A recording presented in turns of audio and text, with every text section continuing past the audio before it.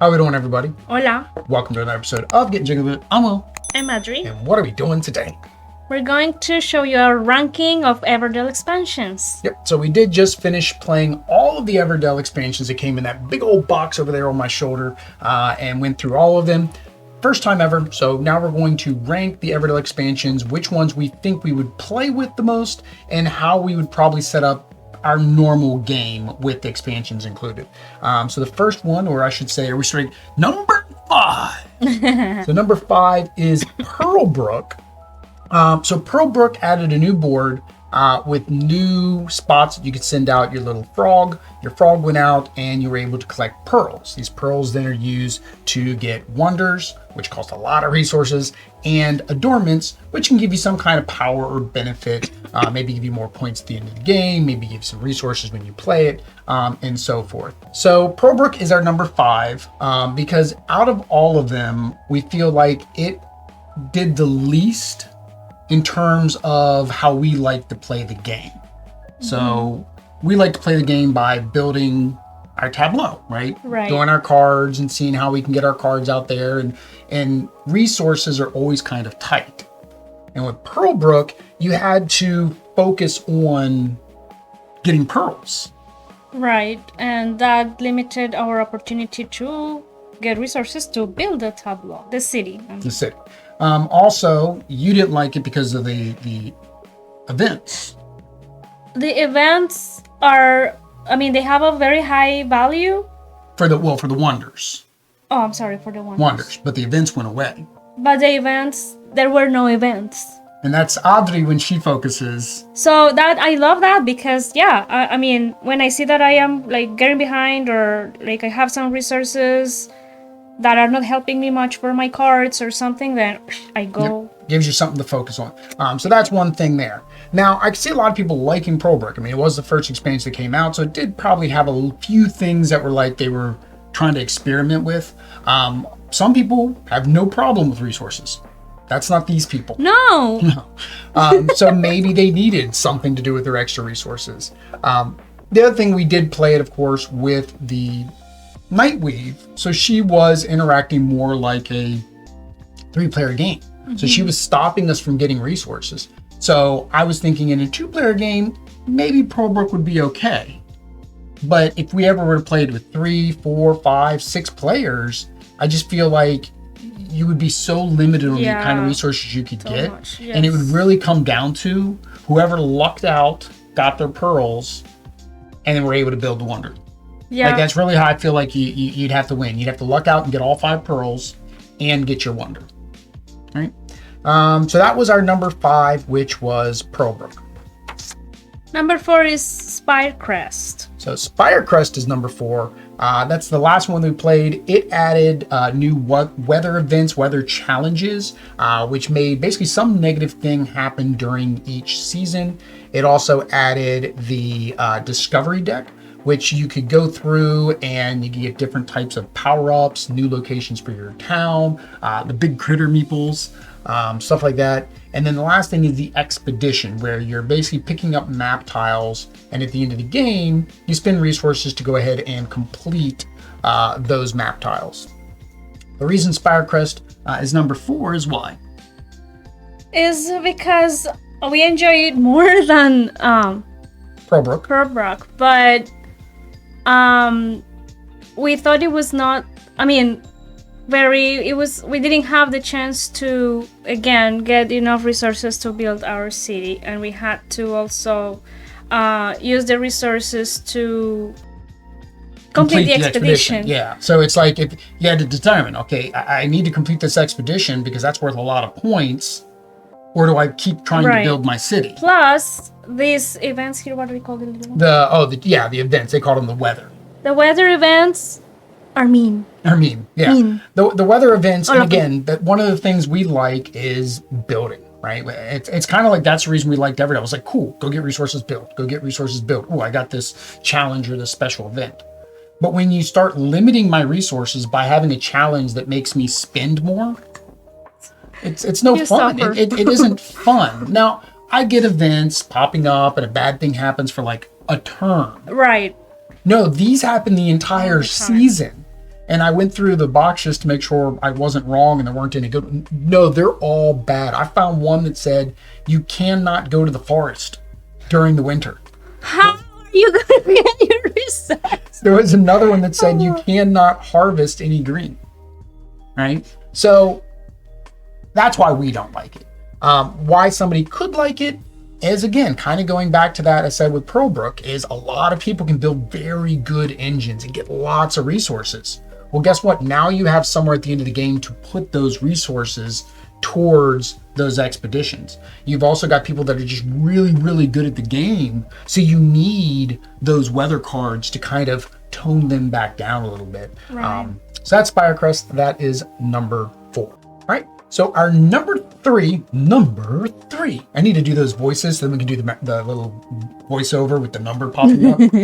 But our number 3 is Mistwood. So Mistwood added the AI of Nightweave.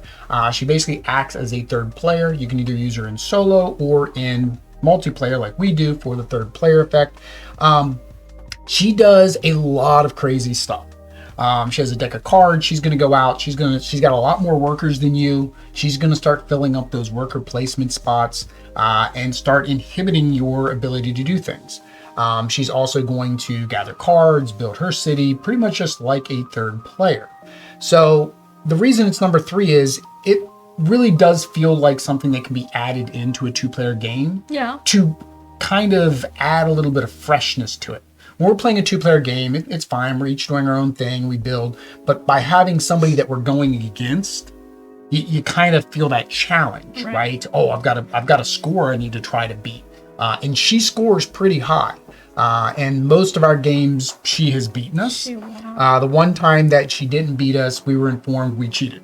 Yeah, right? So still. Yeah, so still. Now, on the opposite end, she does some things that we don't like. She blocks cards. Yeah, she blocks the cards, blocks the places. I mean, she blocks the cards that are around her, right? Well, those are based on her personality. So different personalities are going to do different things. So some personality is going to make her refresh the meadow, which we like. It's like, oh, it's going to refresh. That is a very good thing. But then there's other ones where it says if you take a card next to her when she's in the meadow or play a card, she's going to get it as an achievement.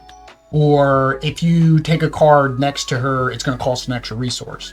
Or if you take a card next to her, you got to give her 1 victory point. So there's a lot of other personalities to her that makes her more mean, right? Mm-hmm. Similarly is location blocking. Oh, yes. I mean, it is still a challenge with only having one worker going there where you cannot go again. Then now you have 2. Yeah, because it plays by the normal Everdell rules. You don't get that extra location. You don't get that 4-player location. It's just because you're playing 3-player. So it makes it very hard to get what you need. So we enjoy it. It's fun. I would see us playing it most of the time, depending how our setup goes. But there would be times we'd probably just want to take her out, so we just play base Everdell, right? Because that's what you said last night. I miss it. She misses just I mean, base I Everdell. I have liked to try the expansions and all this, but I still would like to every so often play the basic. Without her, So that is number 3, Mistwood. So our number 2 expansion is Bellfaire. So Bellfaire is a small box expansion. It honestly is probably, if you're going to get any expansion just to add to the game, Bellfaire is probably it. It's at our number 2, which means now you kind of know what our number 1 is. But it adds a lot. It adds player powers, which we weren't big fans of, and we'll tell you why. It adds a market, which is nice because it gives you more ways to get goods, like those pebbles that we need. Mm-hmm. And then it also added the additional events and the garland at the end of the game scoring, right? So you got a new event for having 1 of each, and then you get your garland award, which gives the first player and the second player some additional points based on whatever that objective is. So what are some of the things you liked in the Bellfaire? So what I like of Bellfaire is the garland, because it gives some chances for the first and second player to get some points. So it is useful, and it was a paw print. In the last game, it was a pawn. Yeah, but it changes every game. There's a bunch of them. So yeah, you can see what you have, or you can work to get that and build your city also based on that. So I think that is very helpful. And the other event where you have to you need one card of each type? Type, yeah, in your city. As well. So it gives you I actually worked for those two, and most of the time I didn't win. But don't know if it's the most optimal play, but it does give you more things to focus on and exactly go after. and play that way. Yeah. And the one thing we really didn't like in the game or in it was the player powers, and that's because we played it wrong the first time. I didn't realize it, but you lose your spring worker. And for me, 2 workers is not enough to do anything. I don't care about the player power. That player power, in my opinion, at least the ones we saw, and I'd have to look through. 1, I've heard they're not balanced. But 2, it doesn't make up for not having a worker. Like it doesn't make up for not having that worker in the spring that you get. So that's the reason we don't care for the player powers. And that's the reason why Bellfaire didn't make it, to number 1. Now again, Bellfaire is a bunch of mini modules. You can add whatever pieces you want. You don't have to play with everything that comes in the box. Okay, so our number 1 expansion, of course, is no surprise because it's the last one that's available. It is Newleaf, which is the newest expansion. It was the first one we played. Actually, it's the first expansion we played and kind of set the stage for what we were hoping the other ones would be. Mm-hmm. And that's, I think, why the other ones were kind of a letdown, right? So Newleaf adds a couple things. It adds a reserve token. It adds a new train ticket mechanic, which allows you to move your workers again. It adds some additional resource collecting from the train. It adds some travelers, which gives you some points, and that's how you can collect from the train.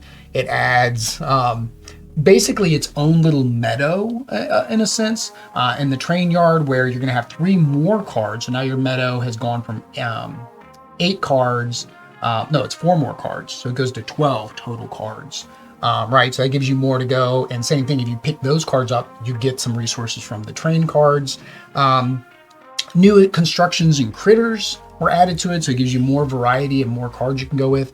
And then there are these little yellow doors that go with those new constructions and cards, which is basically you're able to put anything on anything. The only things we didn't really play too much, like we didn't do the passengers much. Like we really didn't feel I didn't feel the need ever to go over and waste a worker over there to get a visitor, a traveler, right? I think that's because we like resources. Yes, I think that's the fun of it. We want to get more resources. We want to send our workers out to get resources. However, the train ticket we liked. Oh, yeah, very useful. Yeah. Very useful to flip it and have the chance to put move your worker somewhere else to another location. And that's kind of how we mentioned with the player powers and not getting one of our workers. The more workers for us, the better. Now, I've seen other people don't like that. They want less workers in their game. I mean, more challenging probably, but I don't think we would enjoy that. No, we don't enjoy that. No, we don't enjoy it. I want my workers. I want as many workers as I can get. I want to be able to use them as many times as possible. Yeah. The next one is the reserve token. We really didn't make use of it, but I could see how it could be advantageous. Yeah. You're able to reserve a card from the meadow, and then if you were able to build it, it cost 1 resource less. We were never able to pull off that combo of being able to do that, but I could see where if there's a card out there you really want, you'd be able to pull it back and reserve it. Yes, that must be useful. Yeah. And then what did you think of having the little yellow doors? I know you like those. Yes, I was asking for those yesterday. Yeah, she was asking for them yesterday. That is different and nice to have because you can then place. Is that unique? Is that for the unique? No, it just makes it more variety, because normally you're restricted 1 animal, 1 type of building. And with this expansion, you now can do any animal with any building. Not only unique. I don't know what I have in my unique, but so it helps a lot.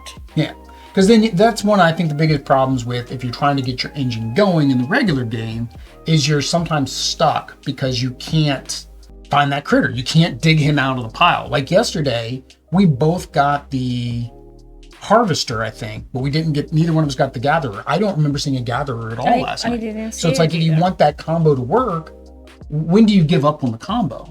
So with having those yellow doors, it gives you that opportunity to still be able to take advantage of that free placement spot of a Right, critter. and build your city, because we were saying also, we didn't really build or use the 15 spaces Yeah, the on 15 your total that city. you do in your city. In the rest of the expansions, I think you I did. did yesterday. I got 15 yesterday. I don't think I got 15 in Pearlbrook. I know you didn't either time. I don't know. No, I didn't do it yesterday. But I think with those yellow doors, of course you they give you the opportunities to do so you that. have more cards and more abilities. Similarly, say you get the king, right? The king can only usually go on the castle or the Evertree, which we did yesterday. But normally that's the king and queen can only go on the castle and the palace. Well, this allows you to put the king, who's a big scoring guy, into, I don't know any of the yellow cards off the top of my head. Let's just say there's the train station, right?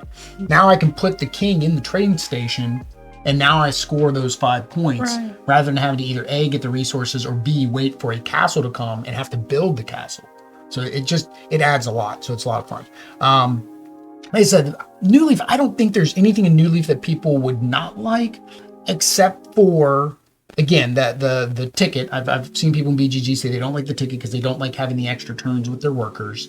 And then your deck does get diluted. The number of cards that Newleaf adds is equal to the number of cards almost in the base game. So you're going to dilute your deck, which means that if you are somebody who can build that perfect engine already with what's in the base game, and again, that's why they kept adding all the challenges in the other expansions, this is going to make that harder for them.